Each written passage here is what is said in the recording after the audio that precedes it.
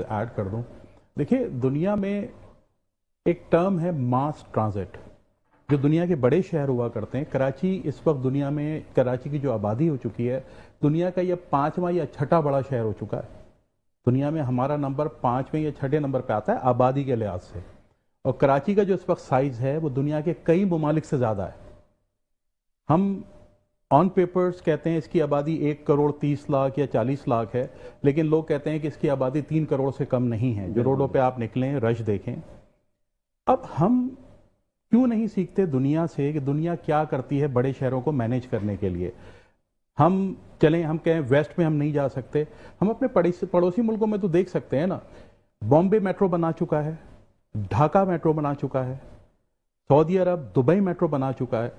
उन ममालिक को ये समझ आ चुकी है कि इतना बड़ा मास ट्रांजिट, इतने ज़्यादा लोगों को एक वक्त में इधर से उधर। देखिए, शहर में होता क्या है, सुबह सब लोग नौकरी पे निकल रहे हैं, सबको एक ही वक्त में शहर की तरफ जाना है। इसी तरह शाम में सबको घर की तरफ जाना है। अब जो सुबह के पीक आवर्स और शाम के पीक आवर्स हैं, उसमें इतना रश हो जाता है कि वो फासला जो अगर किलोमीटर्स और टाइम में डिवाइड किया जाए तो उसको हल तय हो जाना चाहिए 25 मिनट में, वो 1.5 घंटे में तय होता है। वजह यह है कि डिस्टेंस ज़्यादा नहीं है, ट्रैफिक बहुत ज़्यादा है। Railway is the only system जिसमें मास ट्रांजिट होता है, जिसमें बहुत सारे लोग एक ही वक्त में इधर से उधर पहुंचा दिए जाते हैं किसी को डिस्टर्ब किए बगैर। और यही हाल मतलब जो आपकी मालगाड़ियां चलती हैं, पाकिस्तान में हमने सबसे पहले तबाही रेलवे को किया है।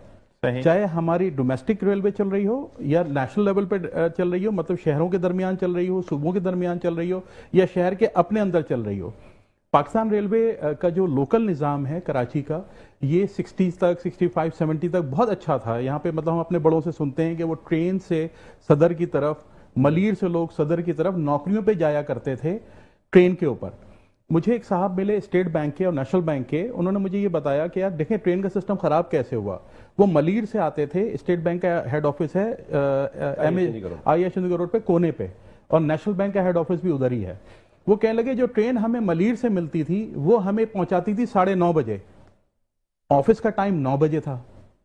तो ये कैसे मुमकिन है कि मैं वो ट्रेन लूं जो मुझे 9:30 बजे पहुंचाए। तो सबसे पहले आपने ट्रेन के टाइम खराब किए ताकि लोग ट्रेन इस्तेमाल करना छोड़ दें। जब लोगों ने ट्रेन इस्तेमाल करना छोड़ा तो वो जो सारा ट्रैक जो कराची के अंदर बिछा हुआ था डोमेस्टिकली, जो यहां चल रहा था, उस सब पे कब्जा हो गया। इस वक्त बहुत बड़ा मसला यह है कि अगर कराची में आपको ट्रेन चलानी है, लोकल ट्रेन चलानी है, तो वो तमाम पटरियां कब्जे के अंदर हैं जिस पे ट्रेन ने चलना है। बहुत सारी जगहों से उन्होंने ट्रेन की पटरी उखाड़ भी दी है क्योंकि वो चल नहीं रही थी। तो इस पे मैं आपके तवस्सुल से, वज़ीर आला सिंध से, गवर्नमेंट ऑफ सिंध से ये रिक्वेस्ट करूंगा। इस शहर की हालत बेइंतहा ख़राब होती जा रही है। इसमें अगर आप मास ट्रांजिट सिस्टम नहीं लाएंगे, देखें इतना पैसा हमने खर्च किया, ये ऑरेंज लाइन, ब्लू लाइन और ये जो लाइन्स चल रही हैं, पूरा रोड तोड़ दिया आपने बीच में से। एक तो ट्रैफिक है ही अपनी जगह, जब इतना खर्चा करना था तो इधर मेट्रो चला देते, किसी फॉरेन पार्टनर को लेकर आते, किसी फॉरेन कंपनी को लेकर आते कि हम तुम्हें जगह दे रहे हैं, इस जगह तुम मेट्रो चला दो। तो ये जो आपने देखा है, जो इतनी हालत खराब हुई है सफूरा मलीर कैंट से लेके कादिरम के मज़ार तक, बीच में आपने करीबन 100 फीट 150 फीट का टुकड़ा निकाला है। तो इधर तो बहुत अच्छी मेट्रो चल सकती थी। और ऐसे इदारे मौजूद हैं दुनिया में, ऐसी कंपनीज मौजूद हैं दुनिया में जो इस बात पे राजी होंगी कि वो कराची में मेट्रो कायम करेंगी। मुझे थाईलैंड का याद है, मैं फर्स्ट टाइम थाईलैंड गया हूँ 92 में। उस वक्त थाईलैंड में साउथ कोरिया ने सारा नेटवर्क बनाया था। वो जो लोकल थाई थे वो मुझे बताते थे कि ये जो हाईवे बन रहा है ये साउथ कोरिया बना रहा है, ये जो ट्रेन बन रही है, मैंने कहा ये क्यों बना रहा है। तो उन्होंने मुझे बताया कि ये बना के 25 साल तक टोल ये लोग लेंगे, उसके बाद ये हमारे लिए छोड़ जाएंगे, लोकल को वापस कर जाएंगे, और जो मशीनरी ये सब बनाने के लिए वो लाए हैं वो भी हमारी गवर्नमेंट को दे जाएंगे। तो 92 में मुझे ये इस बात का जब पता लगा तो आई वॉज वेरी हैप्पी कि यार देखो ममालिक ऐसे भी काम करते हैं। हमारे यहाँ क्यों ऐसा है कि फॉरेन इन्वेस्टर आने को राजी नहीं हो रहा। हमारे यहाँ इतना बड़ा मास ट्रांजिट है, इतने लोग हैं, अगर एक भी बस 2 ट्रेन भी कोई चलाता है लोकली, मतलब ये मुमकिन ही नहीं है कि वो खसारे में चला जाए। तो क्यों फॉरेन इन्वेस्टर नहीं आ रहा और इसमें इंटरेस्ट नहीं ले रहा। तो इस पे गवर्नमेंट को काम करने की जरूरत है। खुदारा इस शहर को आबादी के, ये शहर अगर आपने सही से इसको मैनेज नहीं किया तो ये अपनी ही आबादी के बोझ तले दब जाएगा। लेकिन वकील साहब, अगर एक बात है कि अगर हम सदर की बात करते हैं, हम नुमाइश से होते हुए या शराय फैसल से होते हुए आते, तो ट्रेन कहाँ से चलेगी? अभी तो वो रेड जो ग्रीन लाइन है उसी का प्रोजेक्ट दोबारा से तामीराती काम शुरू हुआ तो इतना ट्रैफिक का मसला आ गया। देखिए, आप एलिवेट कर सकते हैं, आप जमीन से 20 फीट ऊपर ले जाएं। तो आपको जमीन पे क्यों चलानी है आपने? जैसे कि ये जो कंजस्टेड एरियाज हैं, ये सिर्फ कराची का मसला नहीं है, बॉम्बे में बहुत स्लम्स हैं, ढाका में बहुत स्लम्स हैं। मतलब ऐसी जगह जहां से, जैसे हमारा जोड़िया बाजार या ओल्ड सिटी है, वहां से निकलना भी मुश्किल है।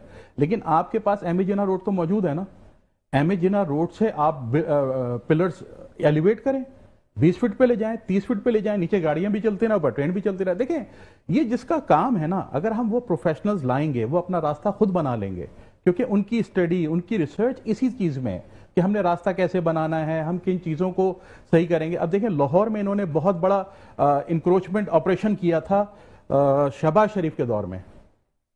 इन्होंने किसी का भी आसरा नहीं किया। जो अच्छा अभी कराची में भी चल रहा है, मैं इस पे भी सिंध गवर्नमेंट को खराज तहसीन पेश करता हूं कि बहुत सारे इलाकों में उन्होंने बहुत अच्छा ऑपरेशन किया है, रोडें चौड़ी कर दी हैं। अब रोडों पे आपको नजर, अच्छा ये रोड इतनी बड़ी थी, मैं कुछ जगहों पे गया जहां पे पैदल चलना मुश्किल था, वहां पे गाड़ियां ले जा सकते हैं आप। तो ये काम आपको करने पड़ेंगे, लेकिन आपको वो लोग हायर करने पड़ेंगे जिनको ये काम आता है।